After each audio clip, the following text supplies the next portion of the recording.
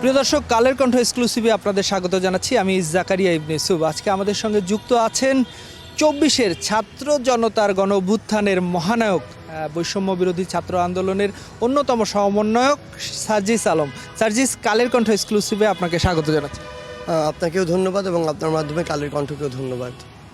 সার্জিস, প্রথমেই একটু আপনার সম্পর্কে আমরা জানতে চাই। আপনার বেড়ে ওঠা, আপনার শৈশব কৈশোর সম্পর্কে একটু যদি বলেন।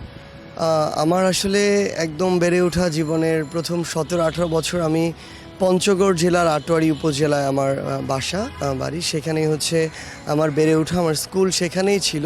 আমার স্কুল আসলে ঠাকুরগাঁ জেলার রুহিয়া উপজেলায়, রুহিয়া থানায় আমি 1 থেকে 6 পর্যন্ত পড়েছি, কারণ সেটা আমার বাড়ি থেকে কাছে হয়। এরপর আমার আটোয়ারি উপজেলায় আমার আলোখা তফসিলি স্কুল অ্যান্ড কলেজ, এটা ছিল আমার স্কুল যেখানে আমি এসএসসি দিয়েছিলাম যেখান থেকে। এবং এরপর আমার কলেজ ছিল বিএফ শাহিন কলেজ ঢাকা, এবং ঢাকা বিশ্ববিদ্যালয়, যেখান থেকে আমি 2022-এ আমার মাস্টার শেষ করেছি। সার্জিস, একটু আপনার পরিবার সম্পর্কে জানতে চাই। আপনার পরিবারে কে কে আছেন? আমরা আসলে আমার আব্বু আম্মু, আমরা 2 ভাই, এই 4 জন মিলে আমাদের পরিবার। এবং আমরা আসলে এখনও বলা যায় যৌথ পরিবারের মতোই। আমার 2 চাচু চাচি, চাচাতো ভাই বোন, আমরা সকলে এক বাড়িতে থাকি। তো একদম গ্রামে থাকি। আমাদের বাড়ি থেকে একদম ভারতের যে সীমান্ত সেটি 3 কিলোমিটারের মতো হবে। একদম গ্রামে থাকি আমরা, এবং একটি যৌথ পরিবারের মতো যে ভাইব বর্তমান সময়ে সেটি আমাদের বাড়িতে রয়েছে। জি সার্জিস, এবার একটু আন্দোলনের দিকে যাই। যে এই 24-এর যে গণ অভ্যুত্থান, এই অভ্যুত্থানের প্রেক্ষাপট মূলত কোটা সংস্কার থেকে শুরু হলো। কোটা সংস্কার থেকে 9 দফা থেকে 1 দফা, এই প্রেক্ষাপটটা যদি একটু আপনি আমাদেরকে বলেন। হ্যাঁ, দেখুন, আমরা যখন আমাদের আন্দোলনটি শুরু করেছিলাম, এই আন্দোলন কিন্তু শুরু হয়েছিল যে কোটার যৌক্তিক সংস্কারকে কেন্দ্র করে। 5ই জুন যখন 2018 সালের যে আমার পরিপত্রটি ছিল কোটা কেন্দ্রিক, সেটি যখন বাতিল করা হয়, তখন আমরা যারা ছাত্র সমাজ, ঢাকা বিশ্ববিদ্যালয়ের কেন্দ্রীয় লাইব্রেরি, সেন্ট্রাল লাইব্রেরি থেকে সকল স্টুডেন্টরা যখন একসাথে 6ই জুন আমরা শহীদ মিনার একটি প্রোগ্রাম করেছিলাম, আমাদের মনে আছে। সেই জায়গা থেকে সেই আন্দোলনটি পুরো বাংলাদেশের অন্যান্য বিশ্ববিদ্যালয়গুলোতে ধীরে ধীরে ছড়িয়ে পড়তে শুরু করে। এবং এই কোটা সংস্কার আন্দোলনটি, কোটা সংস্কারের দিকেই আসলে আমরা একটা সময় এমন ছিল যে সরকার যদি আসলে এই যৌক্তিক সংস্কারটির দিকে যেত, যখন আমরা শাহবাগে আন্দোলন করছিলাম, তখন আসলে এই যৌক্তিক সংস্কারটি মেনে নেওয়া হতো, হয়তো অবস্থাটি এরকম ছিল। কিন্তু এই যৌক্তিক একটি আন্দোলনকে কেন্দ্র করে যখন একটি ফ্যাসিস্ট সরকার তার ওই যে দমন পীড়নের যে নীতি, মানুষের মুখ বন্ধ করার যে নীতি, মানুষের উপরে অত্যাচার করার যে নীতি, যে কাউকে ক্ষমতার জায়গায় যদি পটেনশিয়াল থ্রেট মনে করে তাদেরকে নিষ্পেষিত করা, বিভিন্নভাবে হয়রানি করা, কিংবা বিভিন্ন যে সংস্থা রয়েছে আইনশৃঙ্খলা রক্ষাকারী বাহিনীর, তাদেরকে দিয়ে বিভিন্নভাবে চাপ প্রয়োগ করার যে নীতি, ওই মেন্টালিটি থেকে কিন্তু সরকার বের হতে পারেনি। বের না হতে পারার কারণে এই যে সময়টিতে আসলে আমরা এই কোটা সংস্কার আন্দোলনটি করছিলাম, ওই সময়ও ছাত্রদের এই যৌক্তিক দাবিটিতেও তারা একই প্রক্রিয়া প্রয়োগ করতে চেয়েছিল। এবং এটি করতে গিয়ে আমরা দেখেছি ছাত্রলীগ, যুবলীগ, আওয়ামী লীগের সন্ত্রাসীদের দিয়ে ক্যাম্পাসে কীভাবে আমার ভাই বোনদেরকে নির্মমভাবে তাদের উপর হামলা করা হয়, তাদেরকে আঘাত করা হয়, রক্তাক্ত করা হয়। এরপরে যখন তার পরের দিনই আমাদেরকে হল ছাড়তে বাধ্য করা হয়, এবং এর পরের দিন যখন পুরো বাংলাদেশে, ঢাকা শহর থেকে শুরু করে পুরো বাংলাদেশে আমার প্রাইভেট বিশ্ববিদ্যালয় ভাই বোনের, স্কুল কলেজ মাদ্রাসার ভাইরা, তারা যেভাবে রাস্তায় নেমে পড়ে এবং এটিকে ক্ষমতার জন্য ফ্যাসিস্ট আওয়ামী লীগ সরকার থ্রেট মনে করে। কারণ কি? কারণ তারা তো জনগণের ভোটে নির্বাচিত নয়। সো তাদের যে ভিতরের যে স্ট্রেংথ সেটি কিন্তু থাকে না, তারা ভিতরের দিক থেকে দুর্বল থাকে, কারণ তারা তো জনগণের ম্যান্ডেট নিয়ে আসেনি, তারা আশেপাশের বিভিন্ন অপশক্তির ম্যান্ডেট নিয়ে এখানে এসেছিল। সেই জায়গা থেকে তখন যে বিষয়টি হয়েছিল, আসলে তারা এই আমাদের উপরে, ছাত্রদের উপরে জনগণের হামলা করে। এই একটি যৌক্তিক আন্দোলনে যখন লাশের পর লাশ পড়তে থাকে, তখন মানুষের যে ক্ষোভ, বিগত 16 বছরের জমে থাকা ক্ষোভ, সেই ক্ষোভের কিন্তু সর্বোচ্চ একটি উদ্গীরণ হয়। মানুষ মনে করতো তখন যে অনেক তো সহ্য করেছে, আর কত। আমার অনেক ভাই তারা রক্তাক্ত হয়েছে, অনেক ভাই বোন তারা জীবন দিয়েছে। জীবন যেহেতু গিয়েছে, রক্ত যখন দিয়েছি, তখন প্রয়োজন হলে আরও যদি প্রয়োজন হয় আমাদের জায়গা থেকে দেয়ার, তারা এই রক্ত দেওয়ার জন্য প্রস্তুত ছিল এবং তারা রাস্তায় নেমে পড়েছে। এবং এই ফ্যাসিস্ট সরকার বারবার তার জায়গা থেকে যেটি করেছে যে মানুষকে দমনের জন্য তাদের আইনশৃঙ্খলা রক্ষাকারী বাহিনীকে বিভিন্নভাবে তাদেরকে অপব্যবহার করেছে। এর ফলে যে বিষয়টি হয়েছে আসলে সেই জায়গাতে অসংখ্য লাশ পড়েছে, আমরা দেখেছি শত শত লাশ পড়েছে এবং যেটা এখন 1000-2000 আমরা অলরেডি 1500-এর সংখ্যা জেনেছি, কিন্তু যেটি আসলে 2000 পার হয়ে যাবে। সেই জায়গায় আসলে মানুষের ভিতরে যে ক্ষোভ, সেই ক্ষোভ থেকে পুরো বাংলাদেশের জনমানুষ নেমে আসে। এবং এই যে আমাদের যে বিভিন্ন সময় যৌক্তিক কোটা সংস্কার আন্দোলন, প্রথমে দিলাম আমরা কোটা সংস্কার 4 দফা, পরে গেলাম কোটা সংস্কার 1 দফা, এরপরে আমরা আমাদের যে সরকারের কাছে যে দাবিগুলো ছিল 8 দফা এবং 9 দফার একটি সমন্বয়, এবং সবশেষে আমরা 9 দফাতে সবাই একত্রিত হই এবং সেটি থেকে আমরা 3 অগাস্ট আমাদের এই শহীদ মিনার থেকে 1 দফাতে চলে যায়, যেটি হচ্ছে এই যে ফ্যাসিবাদী যে ব্যবস্থা, এই ফ্যাসিবাদী ব্যবস্থাটির পতন এবং স্বৈরাচারী যে শেখ হাসিনা যে ছিল তার সরকারের এই যে পতনটি হয়। এবং সবচেয়ে বড় কথা, এই যে প্রত্যেকটি ধাপ, একটির পর একটি ধাপ, এই ধাপটি কিন্তু আসলে বাংলাদেশের জনমানুষ নির্ধারণ করেছে। বাংলাদেশের জনমানুষের চাওয়ার প্রেক্ষিতে আমরা এই ধাপগুলো একটির পর একটি সেট করেছি। এবং সবচেয়ে বড় কথা, আমাদের জায়গা থেকে আমাদের মনে হয়েছিল যে আমরা যেটি চাচ্ছি মানুষ আমাদেরকে সঙ্গ দিচ্ছে, তখন আমাদের সময় হয়েছিল মানুষ যেটি চাচ্ছে সেটিতে আমাদের সঙ্গ দেয়া। তারা যে আমাদের শ্রদ্ধার জায়গাটি তারা যে রাখছে আমাদের প্রতি, তারা যে তাদের জায়গা থেকে আমাদের যে কথাটি শুনছে, আমরা ডাকলে রাস্তায় নেমে আসছে, আমাদের তো এটা দায়িত্বের মধ্যে পড়ে তাদেরকে রেসপন্স করা। সেই জায়গা থেকে আমরা যে কাজটি করেছি, বাংলাদেশের ছাত্র জনতার গণমানুষের দাবির প্রেক্ষিতে আমরা 1 দফাতে যাই এবং মানুষ আমাদেরকে সঙ্গ দিয়েছে দেখেই এই ফ্যাসিস্ট সরকারের পতন ঘটেছে এবং 1 দফা সফল হয়েছে। সার্জিস, একটু আপনার কাছে জানতে চাই যে আপনাদেরকে এই আন্দোলন চলাকালীন সময়ে ডিবি অফিসে নিয়ে যাওয়া হয়েছিল, আপনাদেরকে দিয়ে একটা জোর করে একটা বিবৃতি দেওয়া হয়েছিল যে আন্দোলন স্থগিত। এই ডিবি অফিসে আসলে কি হচ্ছিল? দেখুন, ডিবি অফিসের 6 দিনের ঘটনা দিয়ে আসলে 6টা বই লিখে ফেলা সম্ভব, কারণ আমাদের সাথে যে বিষয়গুলো হয়েছে এগুলো বিচিত্র একটি অভিজ্ঞতা। সবচেয়ে বড় ওইখানে অত্যাচারের যে বিষয়টি ছিল সেটি হচ্ছে যতটা না ফিজিক্যাল, তার চেয়ে এই বিষয়টি আসলে মেন্টাল। ওই ডিবি অফিসে আমাদেরকে বলা হচ্ছিল হেফাজতে নেওয়া হচ্ছে, কিন্তু আমার সুযোগ হয়েছিল যে ডিবি অফিসের যে জেলখানা সেটিতে যাওয়ার। সেখানে তো একটি রুমে আসলে কিছু জায়গায় দেখা যায় 6-7 জন থাকে, একটি রুমে 10-12 জন থাকে, আরেকটি রুমে হয়তো আরেকটু বেশি থাকে। কিন্তু আমাদেরকে ডিবি অফিসের প্রত্যেকটি ফ্লোরে এক একজনকে আলাদা জায়গায় রাখা হয়েছিল, আলাদা রুমে রাখা হয়েছিল। অর্থাৎ আমরা যে 6 জন ছিলাম সবাই ভিন্ন ভিন্ন রুমে ছিলাম, একই বিল্ডিংয়ে কিন্তু অন্য অন্য ফ্লোরে ছিলাম। এবং সবচেয়ে যেটি মেন্টাল ট্রমার সৃষ্টি করে সেটি হচ্ছে ডিবি অফিসের, আপনি হয়তো জেনে থাকবেন কিনা জানি না, ডিবি অফিসের ছোট্ট কিছু রুম থাকে, ওই রুমগুলোতে ডিবির এক একটি করে ইউনিট থাকে। ওই ছোট্ট রুমগুলোতে প্রায় 12 জনের মতো তাদের পুলিশের বিভিন্ন কর্মকর্তাই বলি কিংবা পুলিশের যারা কনস্টেবল থেকে শুরু অন্যান্য যারা রয়েছে তারা থাকে। একটি রুমেই তারাই প্রায় 10 থেকে 15 জন থাকে, ছোট্ট একটি রুম। ছোট্ট বলতে আমাদের হলে যেই রুমগুলোতে আমরা 1 জন থাকি, সিঙ্গেল একটি রুম, বা সর্বোচ্চ 2 জন থাকি, এরকম রুমের সাইজ। সেই জায়গাতে একদম ছোট্ট একটি জায়গায় আমাদেরকে রাতে থাকতে হতো, যেখানে না ছিল কোনো ফোন আমাদের সাথে, আমাদেরকে না পেপার পড়তে দেওয়া হতো, না আমাদের ওইখানে কোনো টিভি দেখা বা সংবাদ দেখার ব্যবস্থা ছিল, কোনো কিছুই ছিল না। যেটি ছিল যে 3 বেলা শুধু খাবার ছিল। এবং সবচেয়ে কষ্টদায়ক একটি বিষয় হচ্ছে ওই ছোট্ট একটি রুমে ঘন্টার পর ঘন্টা একাই থাকা, এর চেয়ে বেশি মেন্টাল ট্রমার আর কিছু হতে পারে না। প্রথম একটি বিষয়। দ্বিতীয় যে বিষয়টি, আমাদের কিন্তু ঘুমানোর জন্য আলাদা কোনো বিছানা ছিল না, ওটি কিন্তু একটি ছোট্ট অফিস রুম জাস্ট। সেখানে আমাদেরকে চেয়ারে থাকতে হতো। একটা মানুষ 24 ঘন্টা একটা নির্দিষ্ট চেয়ারে বসে থাকা, এটার চেয়ে বড় মেন্টাল ট্রমা আর কিছু হতে পারে না। সেখানে ঘুমানো এবং আরও কিছু সেখানে বিষয় ছিল যেগুলো আরও বেশি মেন্টাল ট্রমার সৃষ্টি করতো।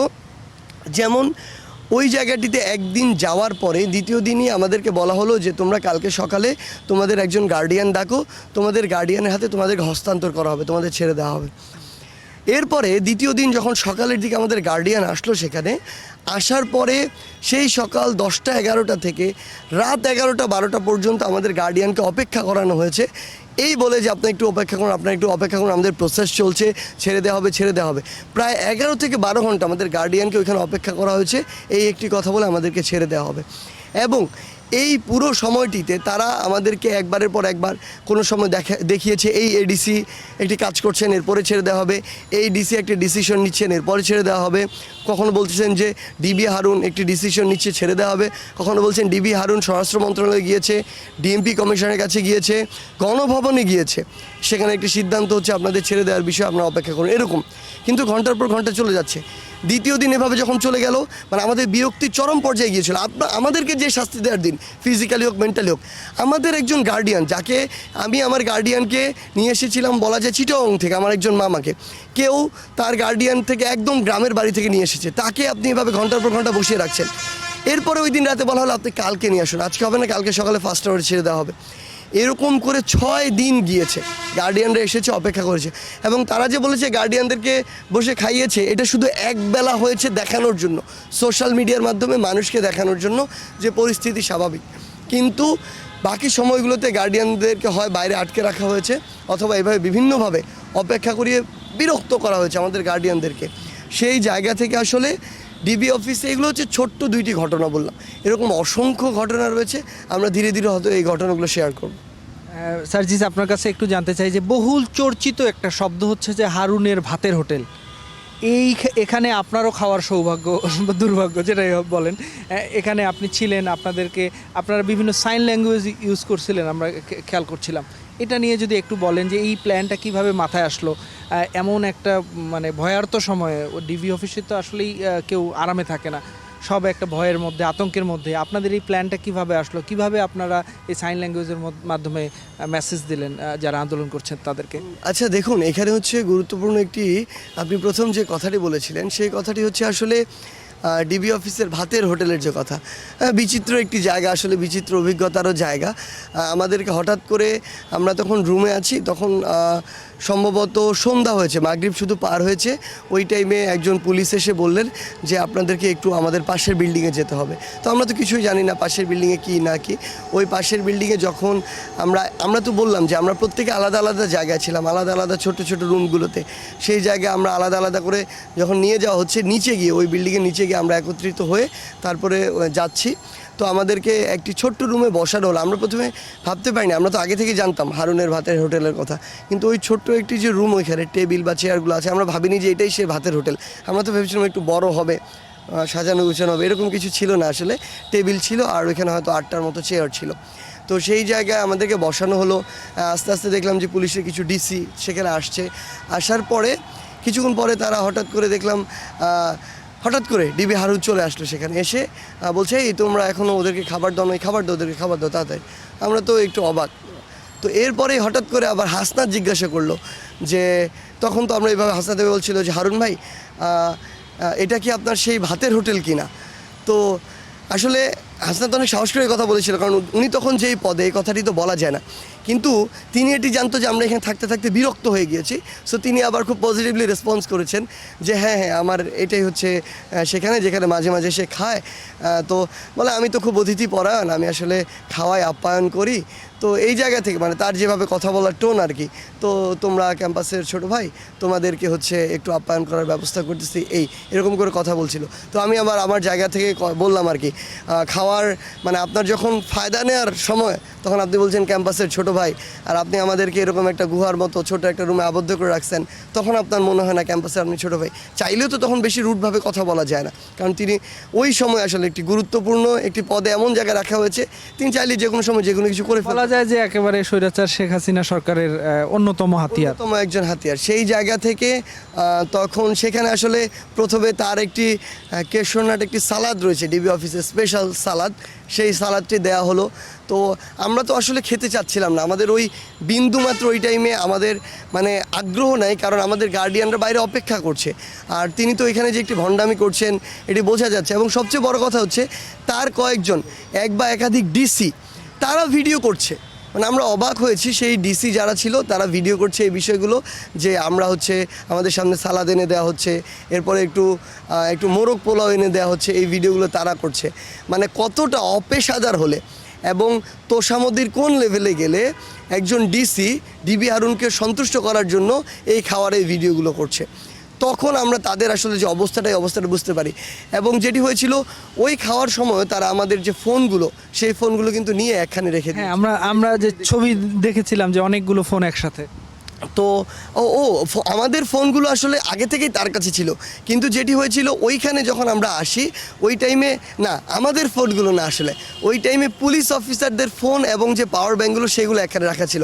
আমাদের ফোন তো প্রথম দিনই নিয়ে নেওয়া হয়েছে এবং শেষ দিন দেওয়া হয়েছে, আমাদের ফোন এগুলো না। এটি ক্লিয়ার করতে চেয়েছিলাম আসলে, এটি একটি বিষয় হয়েছিল। এবং ওইখানে যখন আসলে মোরগ পোলাও এনে দেওয়া হয়, আমরা তো খেতে চাচ্ছি না, আমাদের বিন্দু মাত্র আগ্রহ নেই তার এইসব মোরগ পোলাও খাওয়ার। আমরা জানি যে যেহেতু এখানে ভিডিও হচ্ছে সে এই ভিডিও পাবলিশ করবে, তার এই যে অভ্যস্ততা বা মিডিয়ার ফুটেজ খাওয়ার যে তার একটি ক্যারেক্টার সেটি আছে, সেটি আমরা জানি। অনেকে ফুটেজ করেও বলে। হ্যাঁ, তো ইভেন হাসনাত একটি কথা বলেছিল আসলে, এই কথাটি সে একজন ওইখানকার অফিসারের কাছে শুনেছিল যে ডিবি হারুনকে অসুস্থ করার জন্য আর অন্য কোনো কিছুর প্রয়োজন নেই, ডিবি হারুনকে মানসিকভাবে ট্রমায় ফেলার জন্য অন্য কোনো কিছুর প্রয়োজন নেই, শুধুমাত্র তাকে মিডিয়া ফেস করা থেকে 3 দিন বিরত রাখলেই হবে। তো সে এতটাই ফুটেজ করে লেভেলের ছিল। সেই জায়গা থেকে আমরা দেখতে পাচ্ছিলাম যে খাবারগুলো যখন সামনে দেওয়া হয়েছে, ডিসিরা এক বা একাধিকজন তারা ভিডিও করছে ওই জায়গাটিতে। তো তখন ওই মুহূর্তটা আমাদের কারোরই খাওয়ার ইচ্ছা ছিল না।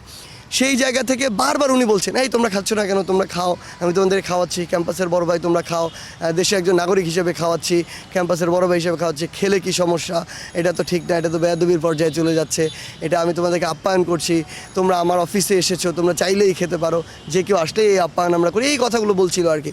তো এক প্রকার আর কি না চাওয়া সত্ত্বেও বাধ্য হয়ে আসলে সেই খাওয়া, আপনি সবার ফেসের অবস্থা দেখলে বুঝতে পারবেন যে খেতে হচ্ছে, অনেকে মাথা নিচু করে, অনেকে চাচ্ছে না, তারপরও অনেকে মোরগ পোলাও খাবে না, পানি খাচ্ছে, তারপরও সেই মোরগ পোলাও খাবে না, এগুলো আপনি ভিডিও দেখলে বুঝতে পারবেন। সেই জায়গা থেকে মানে একদম বিচিত্র অভিজ্ঞতার একটি জায়গা ছিল। এবং আমাদের সবচেয়ে মানে বিরক্ত লেগেছে যখন একই অভিনয়টা আমাদের গার্ডিয়ানদেরকে দিয়ে করানো হয়েছে, এবং গার্ডিয়ানদেরকে দিয়ে যে কথাগুলো বলা হয়েছে যে তারা ভালো আছে, ঠিক আছে, আমরা কথা বলেছি, এই কথাগুলো তাদেরকে আগে বলে দেওয়া হয়েছে যে আপনারা এভাবে বলবেন, তাহলে তারা দ্রুত এখান থেকে ছাড়া পাবে, এভাবে বলে দিয়ে এই কাজগুলো করা হয়েছে। তো এরকম তো আমি এ পর্যন্ত ডিবি অফিসে 3টি ঘটনা বললাম, এরকম অসংখ্য ঘটনা রয়েছে যেগুলো আসলে বললাম তো 6 দিনের ঘটনা, আমরা 6টা বই লিখতে পারবো। যেমন আমরা যদি ওই যে স্ক্রিপ্টের কথা বলি যেটি আমাদেরকে পড়ানো হয়েছে, আমাকে ওইখানে যখন নেওয়া হচ্ছিল ওই ফ্লোরটিতে, এবং এরপরে হাসনাতকে আনা হলো, দরজার সামনে আমি দাঁড়িয়ে আছি, হাসনাত এখানে আসলো, দুইজনই দাঁড়ালাম, একজন ডিসি আমাদেরকে ওইখান থেকে নিয়ে যাচ্ছে। তো ডিসি যখন ওই রুমে ঢুকাচ্ছে, আমরা দেখলাম যে ওইখানে ডিবি হারুন এবং আমাদের নাহিদ রয়েছে ভিতরে। তো নাহিদ আমাকে ওই স্ক্রিপ্টটি দেখাচ্ছে যে দেখো এটা পড়তে হবে আমাদের। আমি বললাম তুমি এই স্ক্রিপ্টে রাজি হলা কীভাবে? নাহিদকে এই কথাটা আমি বললাম। বলে এখন রাজি হওয়া ছাড়া কোনো উপায় আছে? এখান থেকে বের হলেই আমরা আমাদের যেটা কথা সেই কথা আবার বলে দিব। মানে আমাদেরকে অনেক কিছু করতে বাধ্য করা হয়েছে, এটা যেমন সত্য, কিন্তু আমাদের ভিতরে এইটা সব সময় ছিল যে এই যে ট্র্যাপ, এটা থেকে বের হলেই যে কোনো সিচুয়েশনে হোক না কেন আমাদের যে মনের কথা, প্রাণের দাবি, সেটি আমরা বলবো। আমরা কিন্তু আপনি জেনে থাকবেন যে ডিবি অফিস থেকে বের হওয়ার কিছুক্ষণ পরেই আমি স্ট্যাটাস দিয়েছিলাম যে আমাদের এই সংগ্রাম এটা চলতে থাকবে। এই স্ট্যাটাস দেওয়ার 1 ঘন্টা হয়নি, হয়তো 40 থেকে 50 মিনিটের মধ্যে এটি ছড়িয়ে পড়েছিল এবং এক প্রকার ভাইরাল হয়ে গিয়েছিল। কিছুক্ষণ পরেই আবার আমার আইডিটি 2 দিনের জন্য আমার নিয়ন্ত্রণের বাইরে চলে গিয়েছিল। সো আমাদের ভিতরের যে জায়গাটি, আত্মবিশ্বাসের জায়গা, আমাদের প্রাণের দাবিতে স্ট্রিক্ট থাকার জায়গা, সেটি সবসময় ঠিক ছিল, কিন্তু এই যে স্ক্রিপ্টেড বিষয়গুলো ছিল এগুলো আমাদের বিভিন্নভাবে ফেস করতে হয়েছে। আসলে শিক্ষার্থীদের মধ্যে সীমাবদ্ধ থাকেনি, এই আন্দোলন ছড়িয়ে গেছে, গণমানুষের আন্দোলনে রূপান্তর হয়েছে। তো একটি বিষয় একটু জানতে চাই যে প্রাইভেট বিশ্ববিদ্যালয়ের কিন্তু ব্যাপক একটা ভূমিকা রয়েছে, বিশেষ করে আপনি বলছিলেন আপনার বক্তব্যেই যে ইস্ট ওয়েস্ট কিংবা ব্র্যাক ইউনিভার্সিটি, ওপাশে নর্থ সাউথ, উত্তরা, বিভিন্ন জায়গায় কিন্তু পাবলিক বা বিশ্ববিদ্যালয়ের শিক্ষার্থী, মাদ্রাসা, স্কুল শিক্ষার্থীদের পাশাপাশি কিন্তু প্রাইভেট বিশ্ববিদ্যালয়ের শিক্ষার্থীদের একটা বড় ভূমিকা ছিল, তাদের অনেকেই প্রাণ হারিয়েছেন। এটা যদি একটু আপনার কাছে জানতে চাই। দেখুন, আমরা কিন্তু এর আগে বারবার এটি বলেছি যে যখন আমাদেরকে আসলে ক্যাম্পাস ছাড়া করা হলো, প্রশাসনের মাধ্যমে বাধ্য করে ক্যাম্পাস ছাড়া করা হলো, আমরা কিন্তু তখন ভাবছিলাম যে আমরা যে এত কষ্টের যে আন্দোলন, 1 জুলাই থেকে আমরা 15-16 জুলাই এই আন্দোলনটি নিয়ে এসেছি, এই কষ্টের আন্দোলন আমাদের এখানেই শেষ হয়ে যাচ্ছে কি না, এরকম ভাবনাগুলো আমাদের মাথায় ঘুরছিল। হ্যাঁ, এটা ট্রু যে আমাদের সবসময় সে আত্মবিশ্বাসটি ছিল যে আমাদের আসলে হাল ছাড়া যাবে না, কিন্তু ওই সময় কিন্তু এরকম একটি আমাদের নিজেদের ভিতরে মানে এরকম মাথায় কাজ করছিল বারবার যে কী অবস্থা হবে, কী অবস্থা হবে। তারপরের দিন যেভাবে আসলে প্রত্যেকটি ঢাকার যে প্রাইভেট বিশ্ববিদ্যালয়গুলো, আপনি যে পয়েন্টগুলোর কথা বললেন, স্পেসিফিক আমি কোনো বিশ্ববিদ্যালয়ের নাম এই কারণে বলবো না, কারণ সকলেরই অবদান ছিল, কারো কম হয়তো কারো বেশি।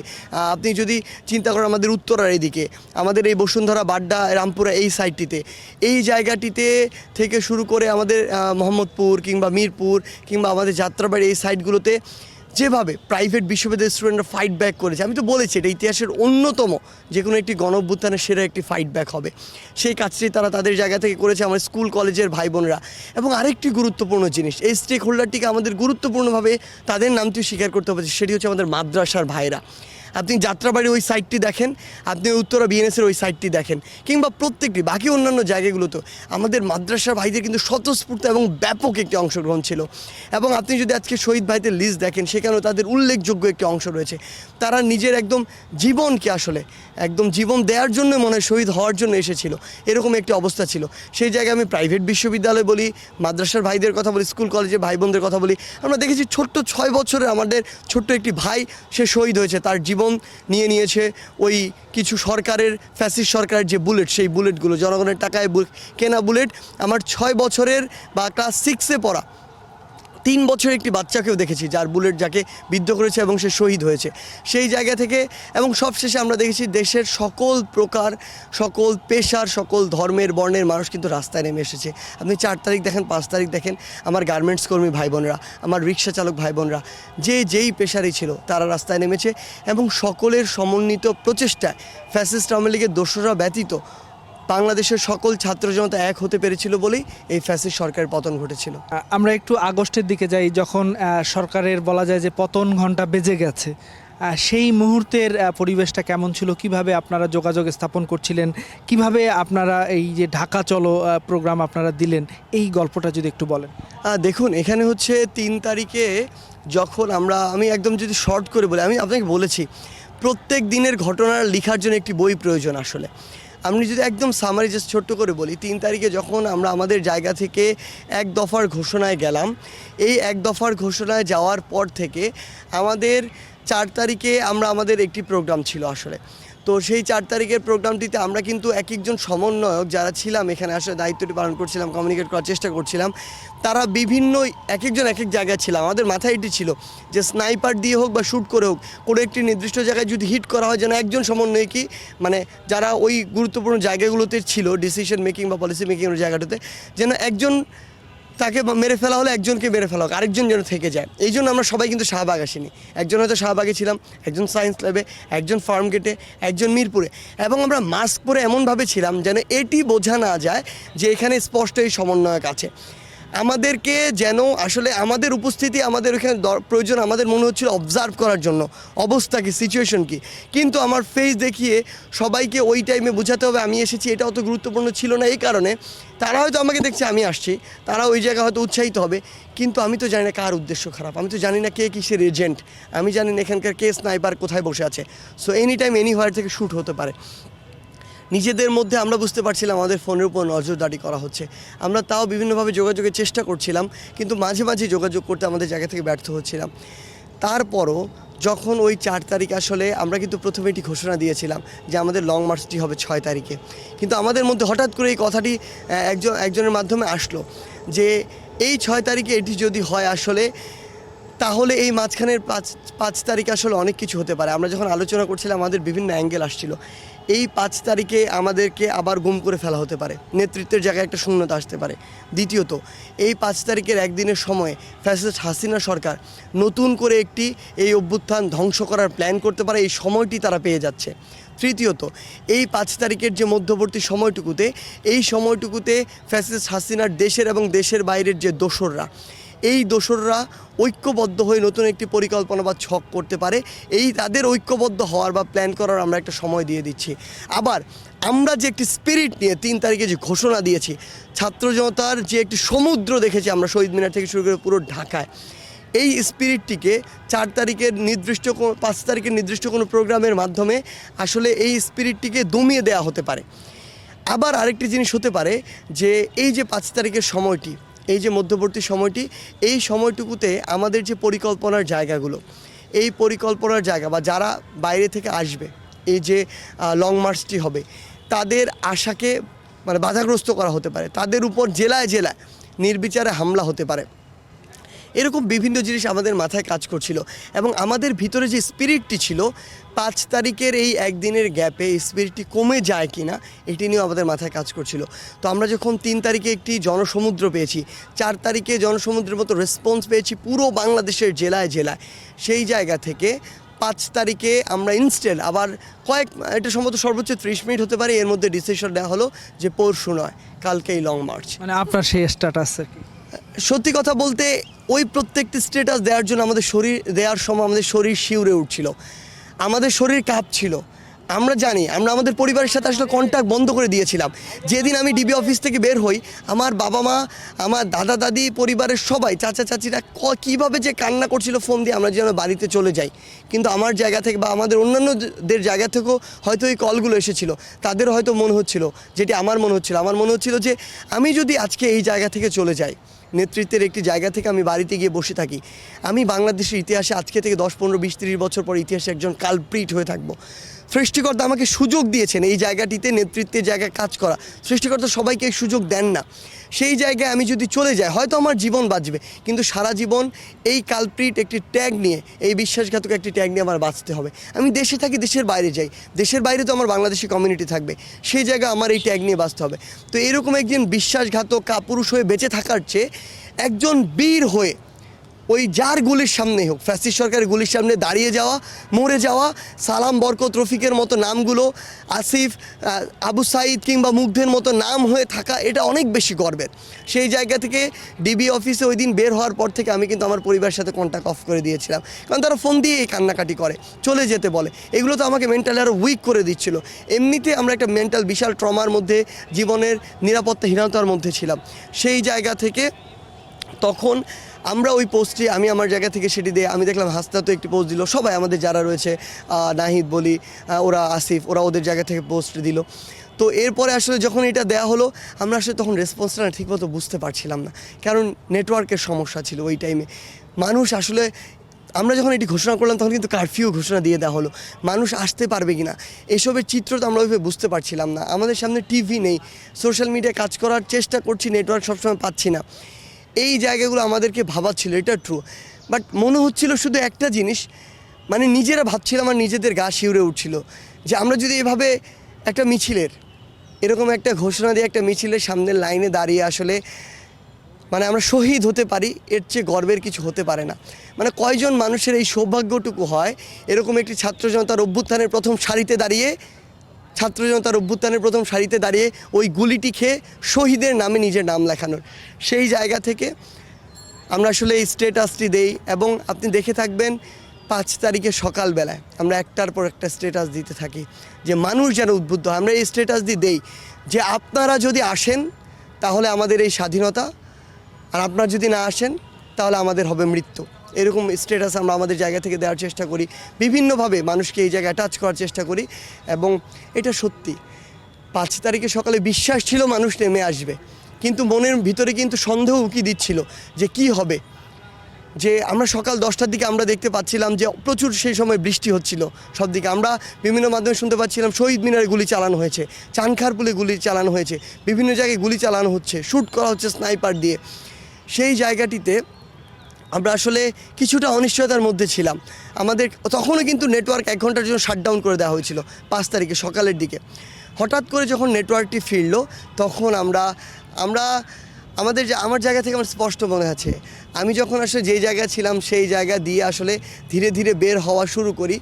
মানুষ 1-2 জন আছে, আমি মাস্ক পরে আছি, পতাকা লাগিয়ে আছি, এমনভাবে আছি যেন আমাকে চিনতে না পারে। ওই মুহূর্তে আমি চাই আমি শাহবাগের মঞ্চে এসে একেবারে দাঁড়াবো, তখন আমি আমার মাস্ক এসে খুলে ফেলবো। তখন ওই জায়গাটিতে আমি যখন ওই রাস্তা দিয়ে আসছিলাম, কিছুক্ষণ রাস্তা দিয়ে আসতে আমাদের অনেকক্ষণ হেঁটে আসতে হয়েছে, মানুষ আমরা দেখতে পাচ্ছি এদিক ওদিক থেকে। কিন্তু ওই জায়গাটিতে যে বিষয়টি হয়েছিল, কিছুক্ষণ পরে শাহবাগের কাছাকাছি আসার পূর্বেই কোনোভাবে আমরা জানতে পারি যে শেখ হাসিনা পতন হয়েছে, শেখ হাসিনা দেশ ছেড়ে পালিয়েছে। মানে আসলে ওই সময়ের যে ইমোশনটি সেটি কোনোভাবে প্রকাশ করা সম্ভব নয়, কারণ মানে ব্যাপারটা তো এরকমই ছিল যে ওই টাইমে যদি এই বাংলাদেশের গণমানুষ ওই মুহূর্তে ওখানে নেমে না আসতো আসলে, কিংবা ওই মুহূর্তে আমরা এই বিষয়টি না হতো আমরা জানতাম, আমরা আসলে বাংলাদেশ সেনাবাহিনীকে একটা ধন্যবাদ দিতে চাই যে তারা প্রতিষ্ঠান হিসেবে ওই জায়গায় ওই কার্ডসটি দেখিয়েছে যে তাদের একটা স্বতন্ত্র ডিসিশন ছিল। তাদেরকে কিন্তু ফোর্সফুলি বাধ্য করা হয়েছিল বা বলা হয়েছিল তারা যেন এখানে গুলি চালায়, সরকারকে রক্ষা করার জন্য যা করার করে। তারা কিন্তু তাদের প্রতিষ্ঠানের কথা চিন্তা করে ডিসিশনটি নিয়েছিল। মানে আমরা ছেলে মানুষ তো, আমরা আমাদের ইমোশন আটকে রাখার সর্বোচ্চ চেষ্টা করি, আমাদের যে চোখের পানি সেটি আটকে রাখার মানে আমাদের জায়গা থেকে সর্বোচ্চ চেষ্টা করি। কিন্তু ওই মুহূর্তগুলো আসলে কোনো দিন বোঝানো সম্ভব না। আমি আমার এই ইমোশন মিডিয়ায় প্রকাশও করতে চাই না, এগুলো থাক ভিতরে। আমরা কোনো দিন হয়তো কোনো কিছু একটা বই বা কিছু একটা লিখবো যেখানে প্রত্যেকটি ওয়ার্ড, প্রত্যেকটি কথা, প্রত্যেকটি আমাদের অবস্থা নিয়ে আসার চেষ্টা করব।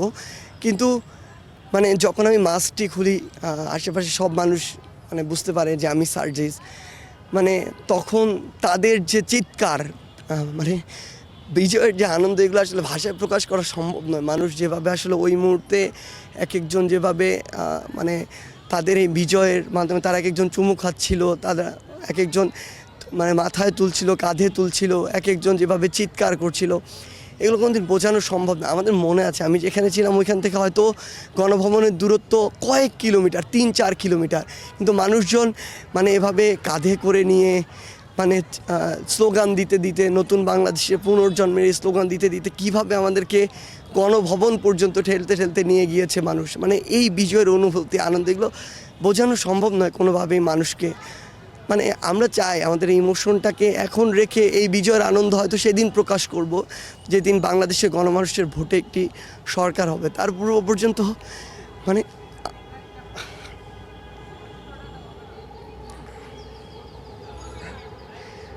আমার মনে নেই লাস্ট কবে আমার চোখ থেকে এক ফোঁটা পানি আমি ইচ্ছাকৃত বের হতে দিয়েছি। তো মানে আমি সবসময় চাই ইমোশনটিকে আটকে রাখতে, এবং ইমোশন আমি অবশ্যই কোনো একদিন না একদিন প্রকাশ করব। সেটি অবশ্যই হবে সেদিন যেদিন বাংলাদেশের মানুষের একটি নির্বাচিত সরকার হবে স্বচ্ছ ভোটের মাধ্যমে। মানে এটা কিন্তু খুব সহজ কাজ নয় আসলে, যে আপনি এমন একটা জায়গায় থাকবেন, আপনি আপনার পরিবারের সবচেয়ে বড় সন্তান, আপনার বাবা মার সবচেয়ে আশার জায়গা, আপনি প্রথম পরিবার থেকে বিশ্ববিদ্যালয়ে এসেছেন, মানে আপনি এমন একটি জায়গায় যাচ্ছেন যে চাইলেই মানে আপনি যেহেতু লাইনের সামনে প্রথমে থাকবেন, মাঝখানে থাকবেন, আপনি যে কোনো মিছিলে দেখেন সার্জিস বলেন, হাসনাত বলেন বা যারাই আরও আমাদের যারা সমন্বয়করা হচ্ছে, যে কোনো একটি লাইনের সামনে ছিল, মাঝখানে ছিল। আপনি রাজাকারের যে মিছিল, সেই মিছিল দেখেন, প্রত্যেকটি জায়গায় দেখেন, থাকতে হয়েছে। এটা আমাদের দায়বদ্ধতার জায়গা, মানুষের যে আস্থা আমাদেরকে শো করেছে, আস্থার প্রতিদানের জায়গা। সো ওই মুহূর্তে যদি 1-2টা গুলি চলতো, সেগুলো আগে আমাদের বুক ভেদ করে বের হয়ে যেত আসলে। সো যখন আমরা তখন নামি, আমাদের বাবা মার কথা আমাদের মাথায় অনেক কাজ করছিল, আমাদের পরিবারের কথা, সারা জীবনের কথা, কীভাবে আমরা আমাদের পরিবারের সাথে একসাথে বড় হয়েছি, আমাদের দাদা দাদি, আমরা যৌথ ফ্যামিলিতে একসাথে বড় হয়েছি, তাদের ওই যে ইমোশনগুলোর কথা, এগুলো আমাদের তখন মাথায় কাজ করছিল প্রচুর। বাট এটি মনে হচ্ছিল যে এটা তো আল্লাহ প্রদত্তভাবে, সৃষ্টিকর্তা প্রদত্তভাবে আমাদেরকে এরকম একটি গুরুত্বপূর্ণ নেতৃত্বের জায়গায় রাখা হয়েছে। দেশের এত কোটি মানুষের সাথে আমি বিশ্বাসঘাতকতা করতে পারি না, 16 বছর এই সুযোগ কখনো আসে নাই। সো এটা আমি কখনো আমার একটা জীবনের জন্য এই সুযোগের সাথে কোনো দিন মানে বিন্দুমাত্র এখান থেকে এক পা পিছু হটতে পারি না আসলে। এবং খুবই খারাপ লাগতো, এটা সত্যি যে আপনি জানেন আমার পরিবার, আমার বাবা আওয়ামী লীগের রাজনীতির সাথে জড়িত ছিল। আমি এটা আসলে বুঝাতে পারবো না, আমাকে হলে বাধ্যতামূলক ছাত্র রাজনীতি করতে হয়েছে। আমার বাবার প্রতি কী লেভেলের আসলে চাপ গিয়েছে একদম আওয়ামী লীগের ঊর্ধ্বতন, একদম সেন্ট্রাল কমান্ড থেকে। জাহাঙ্গীর কবির নানক নিজে আমার বাবাকে ফোন দিয়ে বলেছে যে কোনোভাবে থামাতে না হলে কিন্তু আমার পরিবার বা আমার কারো অবস্থায় ঠিক থাকতে পারবে না। কিভাবে আমার পরিবারকে চাপগুলো দেওয়া হয়েছে, এবং আমার পরিবার মানে তাদের উপর আলাদা একটা মেন্টাল ট্রমা গিয়েছে। এই মানে যারা আসলে একটা নিউট্রাল জায়গা ছিল, যারা এই ফ্যাসিস্ট সরকার একদম মন থেকে চাইতো না, তাদের একটা মানে জায়গা একরকম। আর যাদের ধরেন আমার জায়গায় যদি বলে, আমার বাবা যেহেতু আওয়ামী লীগের রাজনীতির সাথে জড়িত ছিল, আমাদেরকে কিন্তু আগে ওই যে একটা বৃহৎ জায়গা অ্যাটাচমেন্ট, ওইখান থেকে বের হয়ে নিউট্রাল জায়গায় আসতে হয়েছে, এখান থেকে বের হয়ে বিরোধিতার জায়গায় যেতে হয়েছে, আমাদেরকে কিন্তু কয়েকটা স্টেপ পার করতে হয়েছে। এই জায়গাগুলো আমাদের জন্য আরও অনেক বেশি টাফ ছিল, যেটা একজন সাধারণ যা নিউট্রাল তার জন্য এতটা টাফ ছিল না। এবং সবচেয়ে বড় কথা, যখন এখন আমরা দেখি, আমি আমার একটা স্ট্যাটাসের মাধ্যমে ক্লিয়ার করেছিলাম, আমাদের যারা এই প্রথম সারির এই জায়গায় ছিল 5-7-10 জন যাদের কথাই বলি, তাদের একজন যদি বিশ্বাসঘাতকতা করতো ওই সময়, এই আন্দোলন এত সহজে কখনোই সফল হতো না, এই অভ্যুত্থান সফল হতো না। সেই জায়গায় যখন এসব ঘেটে এনে ছাত্রলীগের বিভিন্ন কথা বলা হয়, আওয়ামী লীগের কথা বলা হয়, এখনও যখন এই কথাগুলো আনা হয় খারাপ লাগে। কিন্তু সবচেয়ে বড় কথা কি, এমন একটা দায়িত্বশীল জায়গা থেকে সব কিছু রেসপন্স করতে পারি না। বাট আমরা তো মানুষ না, ইমোশন আছে, এই ইমোশনগুলো আমরা চাইলেও সবসময় প্রকাশ করতে পারি না। আবার ছেলে হলে নাকি ইমোশন প্রকাশ করা যায় না, চোখ দিয়ে পানি আনা যায় না, নিজেকে দুর্বল দেখানো যায় না, চোখ দিয়ে পানি আসলে নাকি আমরা দুর্বল হয়ে যাই, সেই জায়গায় আমরা দেখাই না। কিন্তু আসলে খারাপ লাগে।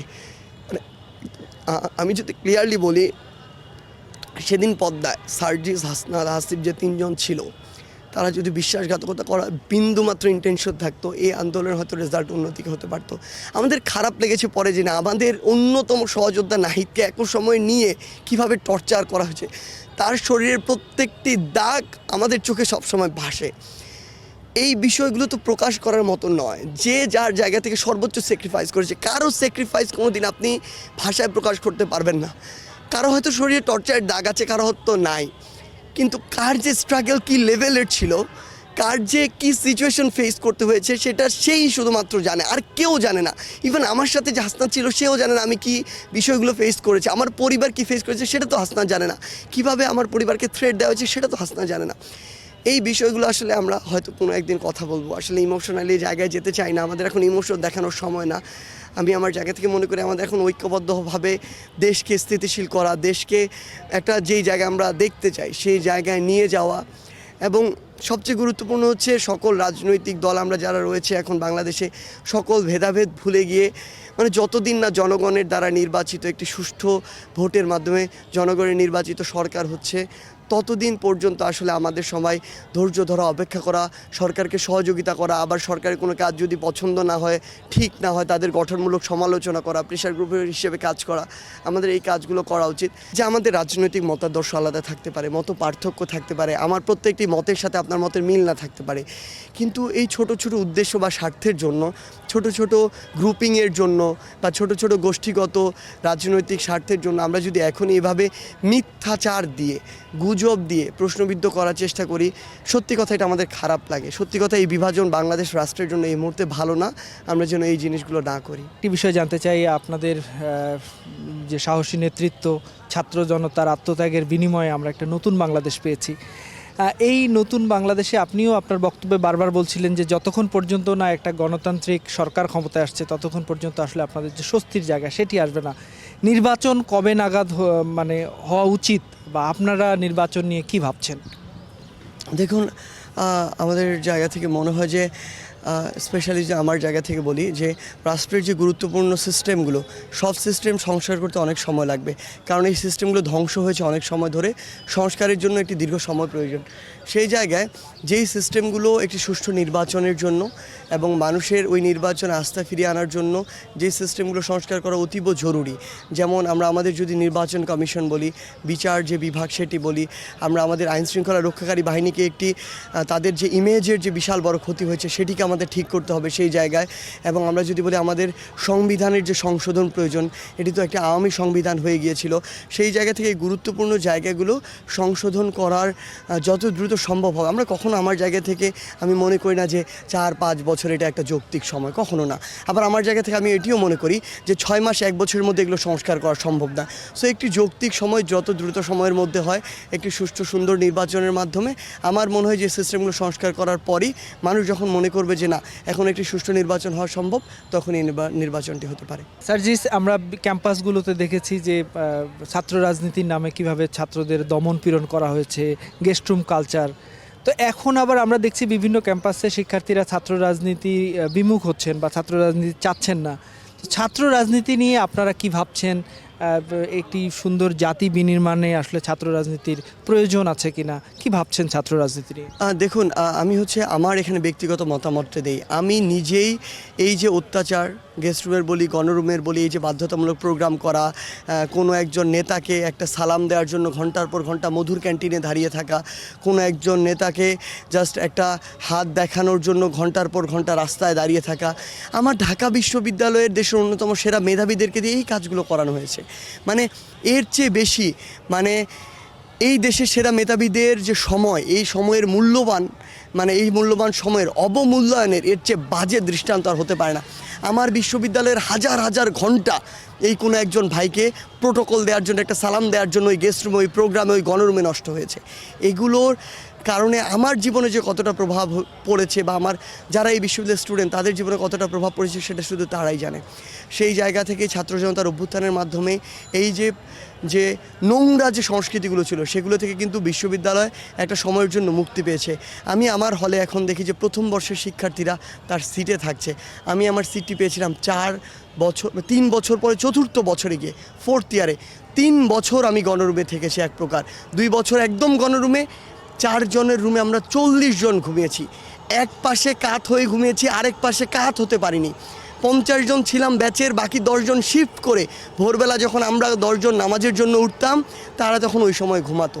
এইভাবে ঘুমাতে হয়েছে আমাদের, বাধ্য করে এভাবে রাখা হয়েছে। সেই জায়গায় আমরা 4th বর্ষে গিয়ে সিট পাই। এখন আমার ছোট ভাইয়েরা যারা নতুন বিশ্ববিদ্যালয়ে এসেছে, ক্লাস শুরু হয়েছে মাত্র, তারা অলরেডি সিট পেয়ে গিয়েছে। তো এটা একটা বিশাল একটা রেভলিউশন, বিশাল একটা পরিবর্তন এবং এটা প্রত্যাশিত পরিবর্তন। আমরা মনে করি, আমি আমার ব্যক্তিগত জায়গা থেকে মনে করি ক্যাম্পাসে এই যে নোংরা রাজনীতির যে কালচার, ক্ষমতার অপব্যবহারের যে কালচার, এটি আসলে মুছে যাওয়া উচিত। বরং আপনি যদি আসলে ক্যাম্পাস থেকে নেতৃত্ব বের করে নিয়ে যেতে চান, দেশের সবাইকে বা ছাত্র সমাজকে, আগামীর প্রজন্মকে রাজনৈতিকভাবে সচেতন করে তুলতে চান, তাদের মধ্যে ওই ধ্যান ধারণাটি নিয়ে আসতে চান, কিংবা এই নাগরিকদেরকে রাজনৈতিকভাবে সচেতন করে পলিসি মেকিংয়ের গুরুত্বপূর্ণ জায়গায়, এমপি হোক বা অন্যান্য জায়গাগুলোতে নিয়ে যেতে চান, আপনাকে তাকে সুস্থ রাজনীতি চর্চার মধ্য দিয়ে রাখতে হবে এবং দেখাতে হবে। এই নেতৃত্ব তৈরি তো আপনি ছাত্র সংসদের মাধ্যমে করতে পারেন, আপনি সেটার মাধ্যমে করেন। বরং সেখানে যেহেতু ছাত্রদের দ্বারা নির্বাচিত হয়, সো ছাত্রদের কাছে তার দায়বদ্ধতা থাকে, জবাবদিহিতা থাকে, সে কাজ করতে এক প্রকার বাধ্য থাকে। ইভেন ইফ যদি তার মনে করলাম কাজ করার মানসিকতাও নাই, পরবর্তী নির্বাচনে সে একটি ভালো পোস্টে নির্বাচিত হওয়ার জন্য হলেও সে কাজ করবে। সো আলটিমেটলি এভাবেই তো ছাত্র জনতার জন্য, স্টুডেন্টদের জন্য কাজ করার যে প্র্যাকটিসটি সেটি তৈরি হবে। তো আপনি যদি আসলেই এই নেতৃত্ব তৈরি করতে চান, রাজনৈতিকভাবে সচেতন করে তুলতে চান, এই লিডারশিপের জায়গাগুলোতে, অর্গানাইজিংয়ের জায়গাগুলোতে তাদের এক্সপার্ট হিসেবে দক্ষ করে গড়ে তুলতে চান, আপনি ছাত্র সংসদ নির্বাচন দিন।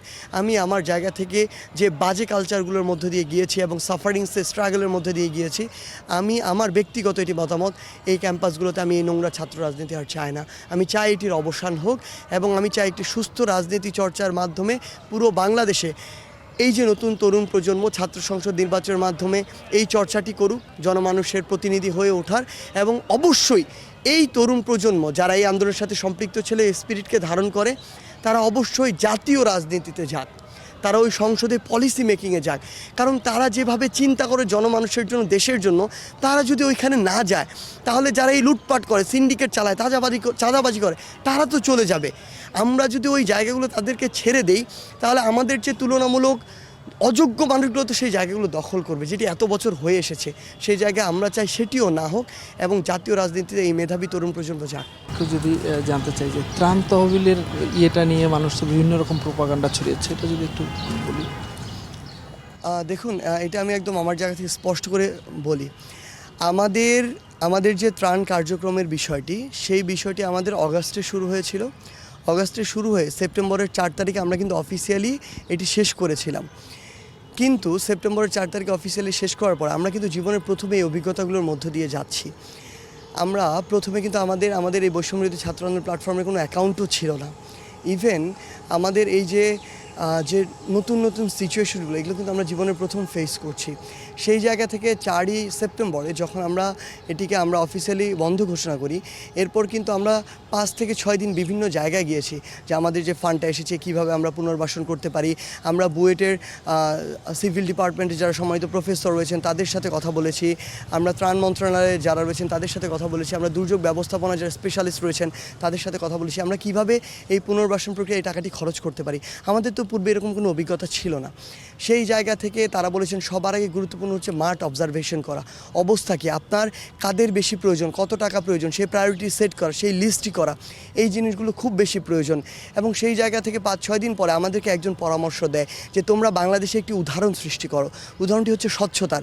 তোমরা যে ফান্ডটি পেয়েছো, এই ফান্ডটি তোমরা যদি অডিট না করো কোনো সমস্যা নেই, কিন্তু তোমরা এই একটি ভলান্টিয়ারিংয়ের মাধ্যমে যে একটি ফান্ড এসেছে এটিও অডিট করো, বাংলাদেশে একটি উদাহরণ সৃষ্টি হোক। সেই জায়গা থেকে আমাদের তার প্রস্তাবটি পছন্দ হয়। আমরা 10 তারিখেই 4 তারিখে আমরা এটা অফিসিয়ালি বন্ধ করে 10 তারিখে ওই অডিট ফার্মের কাছে আমাদের একটি টিম যায়। অডিট ফার্ম ওই 10ই সেপ্টেম্বর থেকে এই অডিটটি শুরু করে। আমরা বাংলাদেশের অন্যতম সেরা এবং গ্রহণযোগ্য একটি অডিট ফার্মের কাছে যেতে চেয়েছি, যারা নিরপেক্ষভাবে কাজ করা, যাদের একটি রেকর্ড রয়েছে।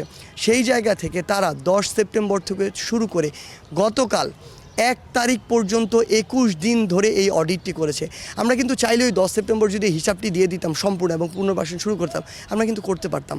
এবং এই যে 20 দিন আসলেই এখানে কিছুটা বিলম্ব হয়েছে। আমরা ভাবিনি অডিট করতে 21 দিন সময় নেবে, আমরা হয়তো ভেবেছিলাম সর্বোচ্চ 7 দিন লাগবে।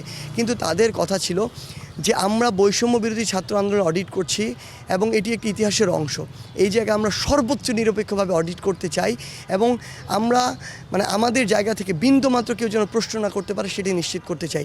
আপনি যেন অবাক হবেন, আমরা পরে জানতে পেরেছি তারা প্রত্যেকটি দোকানে, যেই জায়গা থেকে ইভেন আমরা 1 কেজি খেজুর কিনেছি, সেই জায়গায় তাদের একটি টিম গিয়ে ওই যে রিসিপ্টটি ছিল সেটি দিয়ে চেক করেছি আমরা এটা আসলে কিনেছি কিনা, দরটি এমন কিনা, এত কেজি কিনেছি কিনা, প্রত্যেকটি জিনিস তারা চেক করেছে। এবং তারা যে বিভিন্নভাবে যে বিভিন্ন চেক এসেছিল 2-1টি, সেগুলো গিয়ে তারা চেক করেছে, ওই মালিকদের কাছে কথা বলেছে। অল্প কিছু স্বর্ণ এসেছিল সেখানে চেক করেছে, কিংবা আমাদের কাছে কিছু প্রাইস বন্ড এসেছিল সেগুলো চেক করেছে। ইচ অ্যান্ড এভরিথিং তারা 21 দিন সময় নিয়েছে এটি চেক করার জন্য। গতকালকে আমাদের হাতে হস্তান্তর করেছে এবং আমরা আমাদের অডিট রিপোর্ট প্রকাশ করেছে এই জায়গায়। এবং আমরা স্পষ্ট করে বলতে পারি, সিঙ্গেল একটি টাকারও এখানে কোনো নড়চড় হয়নি। আমরা মনে করি, দেখুন এখানে মাত্র 9 কোটি 10 কোটি 11 কোটি টাকার কথা। ওই ফ্যাসিস্ট হাসিনা সরকারের কাছে এই সমন্বয়করা যদি বলতো যে আমাদেরকে 10,000 কোটি টাকা দিতে হবে, আমরা আন্দোলন প্রত্যাহার করে নিব, 10,000 কোটি কেন 1 লক্ষ কোটি টাকা দেওয়ার জন্য প্রস্তুত ছিল। ফ্যাসিস্ট হাসিনা সরকার লাগবে না, তার দোসর যে কোনো বাংলাদেশে একটা বড় কোম্পানি, আন্তর্জাতিক কোম্পানি 1 লক্ষ কোটি টাকা দেওয়ার জন্য প্রস্তুত ছিল। কিন্তু ফ্যাক্ট হচ্ছে যখন এই অল্প কিছু সামান্য টাকা এগুলো নিয়ে প্রশ্ন করা হয়, আমরা কিছুটা ব্যথিত হই, এটা সত্য। কিন্তু আমরা তো কনফিডেন্ট নিজের দাগে। আমরা আমাদের হিসাবটি আমরা বারবার ওই অডিট ফার্মকে বলেছি আপনারা দ্রুত প্রকাশ করুন, দ্রুত প্রকাশ করুন। কিন্তু তারা বলেছে স্বচ্ছতার প্রশ্নে আমরা একটু দেরি করব, কিন্তু আমরা যখন এটি প্রকাশ করব তখন সব ক্লিয়ার হয়ে যাবে। তারা গতকালকে এটি প্রকাশ করেছে। আমাদের ক্যাশ ছিল 9 কোটি 91 লক্ষ টাকা, এর মধ্যে 8 কোটি টাকা প্রধান উপদেষ্টার যে ত্রাণ তহবিল সেখানে আজকে হস্তান্তর করা হবে, অলরেডি হয়তো হয়ে গিয়েছে। এবং সেটি তাদের একটি সেখানে প্রতিনিধি দল থাকবে, ছাত্রদের একটি প্রতিনিধি দল থাকবে, যেন আমাদের প্রত্যেকটি টাকা পুনর্বাসনের কাজে ঠিকভাবে ব্যবহার করা হয়। সেটির জন্য বন্যা কবলিত প্রত্যেকটি জেলায় আলাদা করে প্রশাসন, অন্তর্বর্তীকালীন সরকার, ত্রাণ ও পুনর্বাসন যে কমিটি এবং ছাত্রদের সমন্বয়ে একটি পর্যবেক্ষণ কমিটি করে দেওয়া হবে। এবং 1 কোটি 91 লক্ষ টাকা উত্তরবঙ্গের যে বন্যা কবলিত জেলা, সেই জেলা প্রশাসন এবং ছাত্র প্রতিনিধির মাধ্যমে সমন্বিতভাবে সেখানে ত্রাণ পাঠানো হবে। তবে স্পষ্ট করে উত্তরবঙ্গের কথা যেহেতু আসলোই, এখানে একটি কথা বলে দিতে চাই, উত্তরবঙ্গের মানুষের সাথে আমাদের কথা বলে মনে হয়েছে, আমরা উত্তরবঙ্গের মানুষ হিসেবে এটি বিশ্বাস করি যে আমাদের আসলে এই উত্তরবঙ্গের বন্যা সমস্যা সমাধানের জন্য এসব ত্রাণ কোনো সমাধান নয়। আমাদের দীর্ঘমেয়াদে অবশ্যই তিস্তা যে মহাপরিকল্পনা সেটি নিতে হবে এবং বাস্তবায়ন করতে হবে। এবং আমাদের জায়গা থেকে, বৈষম্য বিরোধী ছাত্র আন্দোলনের জায়গা থেকে আমরা স্পষ্ট করে বলি, আমাদের এই যে ত্রাণের যে বিষয়টি ছিল সেটি এটি সত্য যে কিছুটা বিলম্ব হয়েছে। এই অডিট রিপোর্টটি স্বচ্ছভাবে প্রকাশ করার কারণে আমরা তাকে চাপ দিয়েছি তাদেরকে, তারা তারপরও 21 দিন সময় নিয়েছে। এখানে কিছুটা বিলম্ব হয়েছে, এই সীমাবদ্ধতা স্বীকার করছি। আমরা যদি আগের অভিজ্ঞ হতাম হয়তো আরও ভালোভাবে এটি শেষ করতে পারতাম, ভালোভাবে ডিস্ট্রিবিউশন করতে পারতাম। সেখানে হয়তো কিছুটা সীমাবদ্ধতা ছিল, কারণ আমরা প্রথম জীবনে এই অভিজ্ঞতার মধ্যে দিয়ে যাচ্ছি। কিন্তু আমাদের জায়গা থেকে চেষ্টার কোনো কমতি ছিল না, ভবিষ্যতেও থাকবে না। সার্জিস, একটি কথা আমরা প্রায় দেখি, বিশেষ করে সামাজিক যোগাযোগ মাধ্যমে আপনাকে অনেকেই পছন্দ করেন। এই সময়ের যে ট্রেন্ডিং শব্দ যেটা হচ্ছে যে ক্র্যাশ, অনেক অসংখ্য তরুণীর ক্র্যাশ আপনি তো সেই জায়গাটি থেকে জানতে চাই যে আপনার একটি ছবিও ফেসবুকে অনেক সময় দেখা যায়, আপনি কি বিয়ে করেছেন? না এরকম কিছু না। আসলে এটা আসলে অনেকে রিলস বানাচ্ছে দেখছি, ছোট ছোট ভিডিও বানাচ্ছে। তো এগুলো আসলে তাদের জায়গা থেকে, এটা তো সত্যি যে এখন সোশ্যাল মিডিয়ায় এমন অনেক কিছু রয়েছে যেগুলোর আসলে সত্যতা নেই। তো এরকম কোনো কিছুই নয়, আসলে আমার আব্বু আম্মু এইসব যখন ছবি ভিডিও দেখে তারা অবাক হয় যে তাদের ছেলের বিয়ে হয়ে গিয়েছে, তারা জানে না। সো এরকম আসলে এগুলো কোনো সত্যতা নেই, অনেকে হয়তো মজা করার জন্য বানাচ্ছে। তো এখন পর্যন্ত আমি এগুলোকে আসলে নেতিবাচকভাবে দেখিনি, বরং আমার মনে হয় যে যদি মানুষ এগুলো থেকে একটু মজা পায়, পাক না, সমস্যা নেই। সার্জিস, এখন আসলে সময় হচ্ছে দেশ সংস্কারের, এই ধরনের প্রশ্ন করাটা কেমন? একটু যদি জানতে চাই যে আপনার পরিকল্পনা কি বিয়ে শাদী এগুলো নিয়ে? ও আচ্ছা, এটা তো আসলে আমরা আমাদের জায়গা থেকে যে বলি যে জন্ম, মৃত্যু, বিয়ে এগুলো হচ্ছে সৃষ্টিকর্তা কর্তৃক আসলে ঠিক করা থাকে। সেই জায়গা থেকে অবশ্যই যখন আল্লাহ চাইবেন বা পারিবারিকভাবে বাবা মা থেকে চাইবেন তখন হবে। এখন হয়তো 26 শেষ হয়েছে, 27 চলছে, হয়তো দ্রুত সময়ের মধ্যেও হতে পারে, আবার একটু লেটও হতে পারে, এটা তো আসলে ফিক্সড করে বলা যায় না। তবে আমাদের অন্যতম সহযোদ্ধা, আমাদের বন্ধু হাসনাত, সে খুব দ্রুততম সময়ের মধ্যে বিয়ে করছে। সো এই ক্যাটাগরিতে আসলে আমি একাই পড়ে যাচ্ছি, সিঙ্গেল ক্যাটাগরিতে। তো এই বিষয়ে আসলে দেখা যাক কত দ্রুত সময়ের মধ্যে কি করা যায়। সার্জিস, আরেকটু জানতে চাই যে আপনার পছন্দ সম্পর্কে একটু জানতে চাই। আপনি কেমন পছন্দ করেন, বা আপনার এই ক্ষেত্রে মানুষের জীবনে কিন্তু প্রেম অবারিতভাবে আসতেই পারে, তো এই প্রেম ভালোবাসা এই ধরনের কোনো সম্পর্কে কখনো জড়িয়েছেন কিনা? দেখুন, এগুলো আসলে ছিল কি ছিল না বা এখন কি অবস্থা এগুলো নিয়ে কথা বলার চেয়ে বড় কথা হচ্ছে যে আমার মনে হয় যদি এরকম কোনো একটি সম্পর্ক থাকেও কারো, এই মিউচুয়াল রেসপেক্টের জায়গাটুকু থাকা উচিত, অ্যান্ড বোথ সাইডের মধ্যে যে প্রাইভেসির জায়গা সেটি থাকা উচিত। অ্যান্ড আলটিমেটলি আমার মনে হয় যে বর্তমানে যেই ব্যাপারগুলো একটু ট্রেন্ড হয়ে দাঁড়িয়েছে, কোনো কিছু একটা সম্পর্কে জড়ানো, আবার চাইলে আলাদা হয়ে যাওয়া, ইমোশনাল অ্যাটাচমেন্টের জায়গাগুলো কমে যাওয়া, এই জায়গাগুলোতে আমার মনে হয় যে আসলে আমি এরকম কিছু প্রত্যাশা করি না, বরং ওই রকম একটা আসলে ইমোশনালি অ্যাটাচমেন্টের জায়গা থাকবে যে কোনো একটা সম্পর্কতে। এবং এখন তো এসব আর ভাবার সুযোগ নেই আসলে, যে এরকম যে সম্পর্কগুলোর বিষয়গুলো, এগুলো আসলে এখন ভাবার সুযোগ নেই, বয়স নেই, সময়ও নেই আমার জায়গা থেকে মনে হয়। তো আল্লাহ যদি চায়, পরিবারের যদি ওইরকম খুব দ্রুত সময়ের মধ্যে ইচ্ছা থাকে, তাহলে অবশ্যই এটা পারিবারিক ভাবে একটা বিয়ের যে বন্ধন সেরকম দিকে যাওয়াই আমার মনে হয় ভালো। এবং অবভিয়াসলি এখন মানে বাইরের যে বিভিন্ন দিকে যে বলা হচ্ছে যে কাপল ও এরকম কোনো কিছুই নেই আসলে। আমি চাই এরকম একটা একদম হালাল সম্পর্ক হোক পারিবারিক বন্ধনের মাধ্যমে। অ্যান্ড আমি বিশ্বাস করি যে হালাল সম্পর্কের মধ্যেই ওই যে শান্তিটি বা সৃষ্টিকর্তার পক্ষ থেকে যে বরকত সেটি থাকে, তো সেটির অপেক্ষায় আসলে। সার্জিস, আমরা একেবারেই শেষ করব। আপনারা বৃহৎ একটা আন্দোলনের নেতৃত্ব দিয়েছেন। সামনে বলা যায় যে আপনাদের ছাত্রদের আন্দোলনে গণমানুষ যুক্ত হয়েছে, জনতা যুক্ত হয়েছে, এবং নতুন বাংলাদেশ আমরা পেয়েছি। সামনে কোনো রাজনৈতিক দল গঠনের কোনো অভিপ্রায় আছে কিনা, বা আপনারা সেই প্রক্রিয়ার দিকে এগুচ্ছেন কিনা, সেটি যদি একটু বলেন। দেখুন, এখন পর্যন্ত রাজনৈতিক দল গঠনের যে বিষয়, সেই বিষয়ে আমরা এখনও কোনো মানে আমাদের যে ভাবনা বা আলোচনা ডিসকাশনে যাওয়া, সে কাজ এখন আমরা করিনি। আমাদের এই মুহূর্তে মনে হচ্ছে যে আমরা যদি এখন আমার পুরো দেশের মানুষের এই স্বার্থ, মানে আমরা যে একটি এত বড় অভ্যুত্থান এখানে ঘটেছে বাংলাদেশের ছাত্র জনতার, এটা কিন্তু রক্ষা করাটা আরও বড় চ্যালেঞ্জ ঘটানোর চেয়ে এই মুহূর্তে মনে হচ্ছে আমাদের যদি এখনই মনোযোগ হয় রাজনৈতিক দল গঠনের দিকে।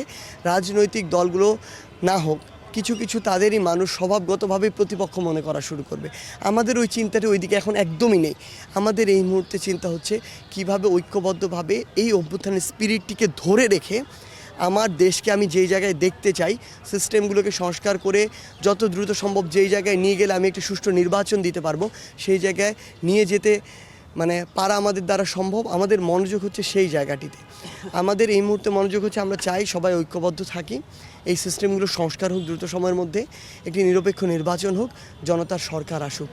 এই সরকারে আমাদের এই বৈষম্য বিরোধী ছাত্র আন্দোলনের যারা ছিল, ছাত্র জনতা যারা অংশগ্রহণ করেছিল, তারা কোনো রাজনৈতিক প্ল্যাটফর্ম তৈরি করে যাবে কি না এই ডিসকাশনে আমরা বসিনি। কারণ আমরা জানি এই ডিসকাশনে বসলে এখন আমাদের মধ্যে অসংখ্য মতভেদ সৃষ্টি হবে।